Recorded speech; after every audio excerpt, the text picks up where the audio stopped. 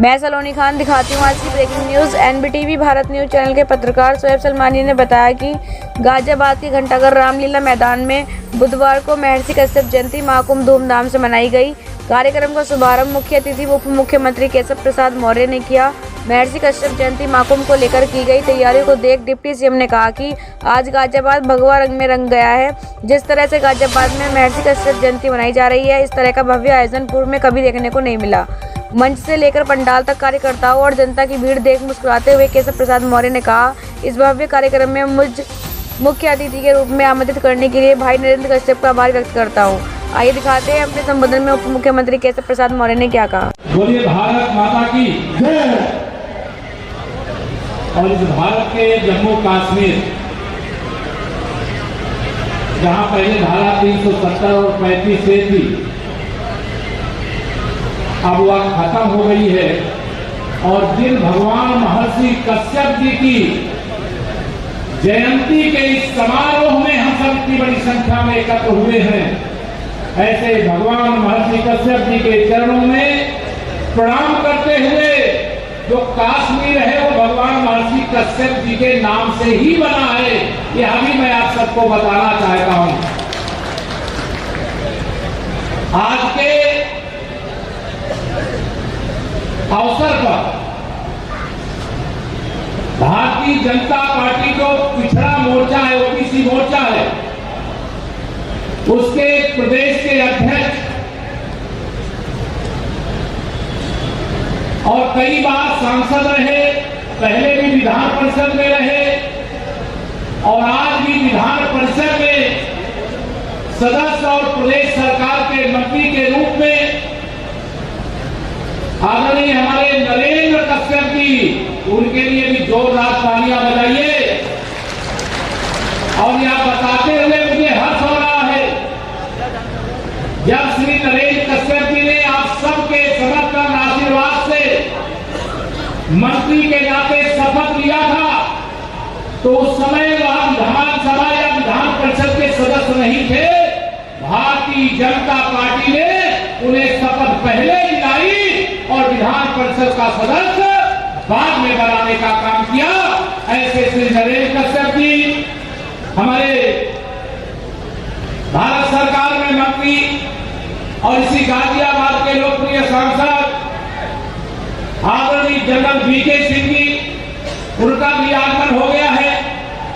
अभी हमारे नवनियुक्त क्षेत्रीय अध्यक्ष जो संगठन बढ़े चलो, सुपंथ पर बढ़े चलो, भला हो जिसमें देश का वो काम सब किए चलो, उसके लिए समर्पित भाव से, जिन्होंने अभी बहुत थोड़े ही शब्दों में अपनी बात पूरी की, ऐसे हमारे सत्येंद्र सिसोदिया जी, हमारे राज्यसभा के दो माननीय सांसद, एक तो आपकी इसी गाजियाबाद के निवासी श्री अनिल अग्रवाल भी यहाँ पर विराजमान है, दूसरे हमारे बहुत ही पार्टी के वरिष्ठ कार्यकर्ता, अब जो राज्यसभा में माननीय सदस्य हैं, वो क्षेत्र अध्यक्ष भी थे, प्रदेश के भी उपाध्यक्ष थे, आदरणीय बाबूराम निषाद जी, मिले कि नहीं आप लोग मिले? हमारे पूर्व मंत्री और विधायक आदरणीय अतुल गर्ग जी, और आपके दूसरे झारू विधायक श्री नंद किशोर गुर्जर जी, हमारे विधायक मुरादनगर श्री अजीत पाल त्यागी जी, हमारे विधायक आरैया मंडू शिवाज जी, हमारे विधायक विधान परिषद के श्री दिनेश गोयल जी, जो महापौर के रूप में आप सबकी सेवा कर रही है लगातार, ऐसी बहन आशा शर्मा जी, पश्चिम क्षेत्र के उपाध्यक्ष मान सिंह गोस्वामी जी, हमारे महानगर और जिले के अध्यक्ष श्री संजीव शर्मा जी, श्री दिनेश सिंह जी, हमारे राष्ट्रीय अध्यक्ष युवा प्रकोष्ठ कश्यप निषाद संगठन के डॉक्टर सागर कश्यप जी, और श्री राजवीर कश्यप जी, राम कुमार कश्यप जी, रवि कश्यप जी, नीरज गुप्ता जी, जयप्रकाश जी, कोई छूटे होंगे भाई, बहुत नाम है, समय के अभाव के कारण संपूर्ण मंच को, और मंच को ही नहीं, मंच के सामने बैठे हुए इस जनसैलाब को भी भगवान महर्षि कश्यप की संतानों को मैं बारंबार प्रणाम करता हूँ, बारंबार जय श्री राम करता हूँ। और आज कितने गर्व की बात है, हम भगवान महर्षि कश्यप जी की जयंती मना रहे हैं और प्रयागराज में आज ही निषाद राजगुरु जी की भी जयंती मनाई जा रही है। यह आप सबको मालूम, आप सब जानते हैं महर्षि कश्यप जी कौन थे। उनके बारे में शायद मैं जितना बताऊंगा उससे ज्यादा बता चुके होंगे। आगे यह सभा चलती रहेगी, उसमें बहुत सारे लोग बताएंगे जिनके संतान के रूप में भगवान श्री हरि विष्णु जी ने वामन रूप में अवतार लिया था माता अदिति के कोख से। वह कौन थे, मतलब भगवान भी जिनके संतान के रूप में धराधाम पर आए वह भगवान महर्षि कश्यप जी थे। और मैं पिछली बार भी शायद 2018 में आया था, 2018 में आया था, तो 2018 में भी आप सब इसी प्रकार से भारी सैलाब के साथ यहाँ पर एकत्र हुए थे। और उस समय भी मैंने बताया था भगवान महर्षि कश्यप हम सबके भगवान ही नहीं, बल्कि मैं जिस परिवार का हूँ, जिस वंश का हूँ, मेरा गोत्र भी कश्यप ही है। यह भी मैं आप सबको बताना चाहता हूँ। मेरे भाइयों बहनों, मेरी मातृशक्ति भी बड़ी संख्या में, मेरे दिव्यांग भाई बहन भी बड़ी संख्या में, सबके सामने यह कहना चाहता हूँ, अगर इधर दाहिनी ओर देखे दिल्ली में किसकी सरकार है तो माननीय नरेंद्र मोदी जी के नेतृत्व में विश्व की सबसे शक्तिशाली सरकार है, विश्व के सबसे बड़े शक्तिशाली नेता के नेतृत्व में सरकार है। और अगर आप लखनऊ की ओर देखें तो लखनऊ में भी हमारे मुख्यमंत्री आदरणीय योगी जी के नेतृत्व में भारतीय जनता पार्टी के बाद डबल इंजन की सरकार है, जिस सरकार का लक्ष्य क्या है, सबका साथ सबका विकास। ऐसे ऐसे कार्यकर्ताओं को, ऐसे ऐसे हमारे साथियों को, कोई आज लोकसभा में है तो कोई राज्यसभा में है, कोई विधानसभा में है तो कोई विधान परिषद में है, कोई भारत सरकार में मंत्री है तो कोई उत्तर प्रदेश सरकार में मंत्री है। आज भारतीय जनता पार्टी का जो ग्राम आप सबके परिश्रम, आप सबके समर्थन, आप सबके आशीर्वाद से बढ़ा है और बढ़ रहा है, उसके लिए मैं आपको प्रणाम करता ही हूँ, अभिनंदन करता ही हूँ। लेकिन आज कहना चाहता हूँ मेरे भाई बहनों, 2024 अभी तो बीच में नगर निकाय का चुनाव है, मुझे विश्वास है कि आप सब उसमें तो सफलता प्राप्त करोगे ही, लेकिन 2024 का ऐतिहासिक चुनाव है। जो गरीब, जो किसान, जो मजदूर, जो पिछड़ा, जो अनुसूचित, या सब जो वंचित वर्ग के लोग हैं, आज यह सब जब माननीय नरेंद्र मोदी जी के नेतृत्व में भारतीय जनता पार्टी के साथ खड़े हैं तो सारा विपक्ष बौखला रहा है। उनको लग रहा है कि ये नरेंद्र मोदी जी एक चाय बेचने वाले का बेटा, ओबीसी वर्ग से आने वाला, यह देश का प्रधानमंत्री कैसे बन गया। कहना चाहता हूं, तुष्टीकरण की राजनीति में इतने अंधे हो जाओगे कि जो देश को आज दुनिया में एक ताकत बना करके खड़ा किया है, जिसने भारत के गरीबों के जीवन में खुशहाली लाने का काम किया है, जिसने भारत के किसानों के जीवन में परिवर्तन लाने का काम किया है, जिसने भारत के युवाओं को भारत का भविष्य निर्माण करके देने का काम किया है, जिसने भारत की शिक्षा व्यवस्था को बदलने का काम किया है, जिसने मेरी मातृशक्ति बैठी है वो स्वयं जानती होगी जब से 2014 में केंद्र में हमारी सरकार बनी है। आप सबको मैं ध्यान दिलाना चाहता हूं, महिलाओं का जितना सशक्तिकरण माननीय नरेंद्र मोदी जी के नेतृत्व में केंद्र में सरकार बनने के बाद और 2014 के बाद 2017 में उत्तर प्रदेश में सरकार बनने के बाद जितना मेरी माताओं बहनों का सम्मान, आमदनी, शिक्षा, हर क्षेत्र में जो बढ़ोतरी हुई है, 60 साल में ना तो कांग्रेस ने किया और ना 15 साल में सपा और बसपा वालों ने किया, केवल आपका वोट लेने का काम करते थे। मुझे याद ही मालूम है आज के सम्मेलन में केवल उत्तर प्रदेश के लोग नहीं है, यहाँ हरियाणा वाले भी हैं, उत्तराखंड वाले भी हैं, दिल्ली वाले भी हैं और भी कई राज्यों से जो लोग आए हैं। उनका उत्तर प्रदेश का उप मुख्यमंत्री होने के नाते, आपके ही परिवार का सदस्य होने के नाते उत्तर प्रदेश की धरती में मैं आप सबका हार्दिक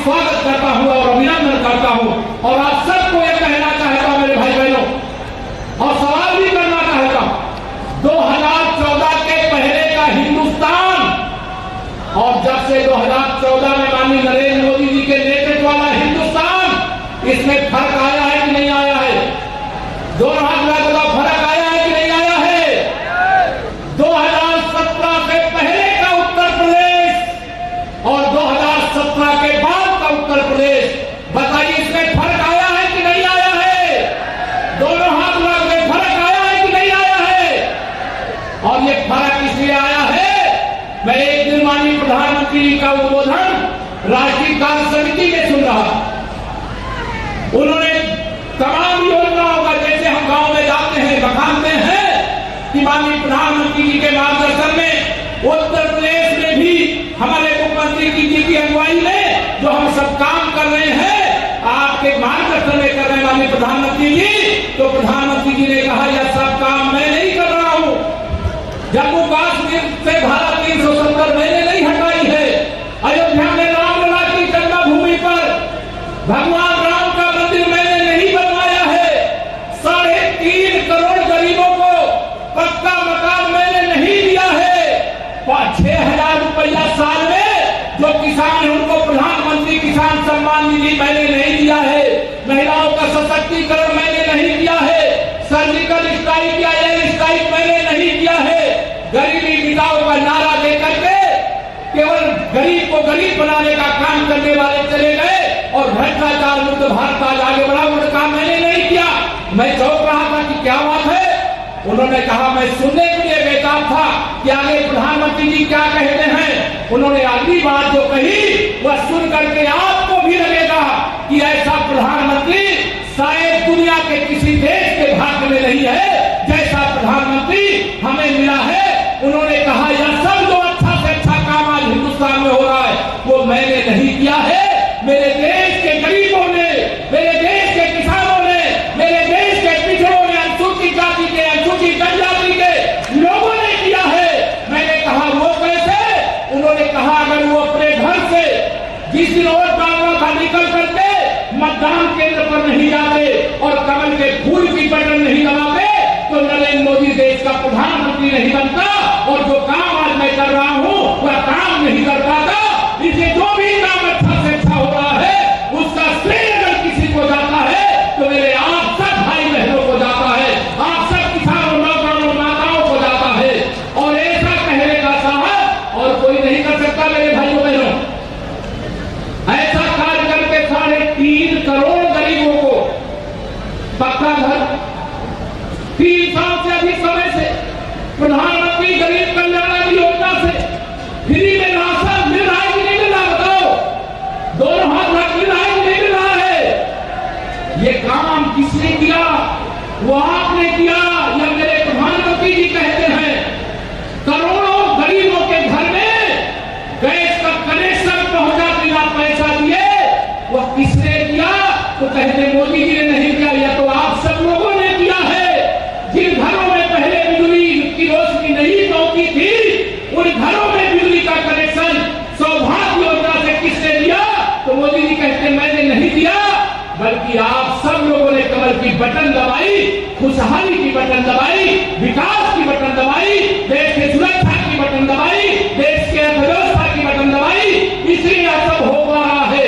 मैं आप सब लोगों को आज यहाँ पर ये कह करके जाऊंगा क्योंकि मुझे समय का अभाव है। मैंने निवेदन किया है नरेंद्र कश्यप जी से कि मुझे चूंकि जाना इसलिए जरूरी है कि कैबिनेट की बैठक, लेकिन आप सबको मैं आह्वान करके जा रहा हूं, मेरे मित्रों, साथियों, बड़े बुजुर्गों, माताओं, बहनों, मेरे पत्रकार साथी भी यहाँ पर बड़ी संख्या में 2024 के चुनाव में ध्यान रखना, जैसे 2019 में उत्तर प्रदेश का चुनाव हो रहा था, सपा बसपा मिल गए, उसमें राष्ट्रीय लोकदल मिल गया, कांग्रेस मिल गई, सबका मिलकर के क्या लक्ष्य था कि मोदी जी को प्रधानमंत्री नहीं बनने देना। यही लक्ष्य था कि कोई दूसरा लक्ष्य था? क्या लक्ष्य था? इनका लक्ष्य था कि मोदी जी को पीएम नहीं बनने देना। क्यों नहीं बनने देना? क्योंकि मोदी जी भ्रष्टाचार रोक करके गरीबों के जीवन में खुशहाली के लिए काम करते हैं।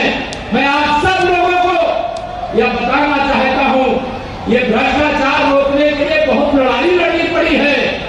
ये जितना बड़ा पांडाल है ना, इतने बड़े बड़े पांडाल भर के 2-2 हजार के नोटों की गड्डियां, सोने की सिल्लियां, चांदी की सिल्लियां, आपके को और गरीब है तो और गरीब बनाने के लिए 60 साल तक इस देश को लूटने का काम जिनने किया, आज उनके हाथ छापा पड़ता है और सब बरामद होता है।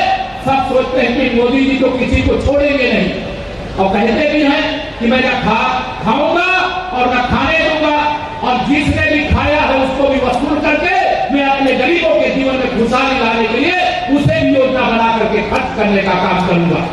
27 लाख करोड़ रुपया दिल्ली से बटन दबा करके अलग अलग योजनाओं में आप सबके खाते में अभी तक माननीय प्रधानमंत्री जी भेज चुके हैं। अभी आने वाले 1 तारीख से जो इसमें नलकूप लगाए, किसान कोई है नहीं जिनका सिंचाई का, यूपी वाले जो सिंचाई में नलकूप लगाया कि नहीं किसी ने? बाकी गांव में जिनका लगाया उनको बता रहा हूं, आप अभी तक किसानों को आधा बिल देना पड़ता था, लेकिन अब मेरे किसानों का बिल सरकार अदा करेगी और आपको बिना बिजली का बिल दिए सिंचाई का नलकूप चलाने की यह सुविधा क्यों दी गई है कि मेरे किसानों के जीवन में और खुशहाली आए। वह जो पैदा कर अभी फसल में बहुत नुकसान हुआ है, आज ही जिले की समीक्षा बैठक कर रहा था और कहे करके आया तत्काल सर्वे कराइए, जो नुकसान हुआ वो मुआवजा बंटवाइए, या कहे करके आया हूं हमारी सरकार किसानों के साथ है, गरीबों के साथ है, नौजवानों के साथ है, मातृशक्ति के उत्थान के लिए समर्पित है। आप सब यहाँ पर भारी संख्या में आए, मैं आप सबका अभिनंदन करते हुए, क्योंकि आप सब लोगों को अभी और देर तक यहाँ पर अपनी बातें सुनना है, मैं इतना ही निवेदन करके, क्योंकि मुझे जाना है, आप सबको एक बार फिर से भगवान महर्षि जी की जय बोलवाने के लिए दोनों हाथ ला के बोलिए, भगवान महर्षि कश्यप जी की जय श्री राम। जय श्री राम। यह भी ध्यान रखना, जब जय आप बोलते हो तो बहुत सारे राम द्रोहियों की छाती फटती है।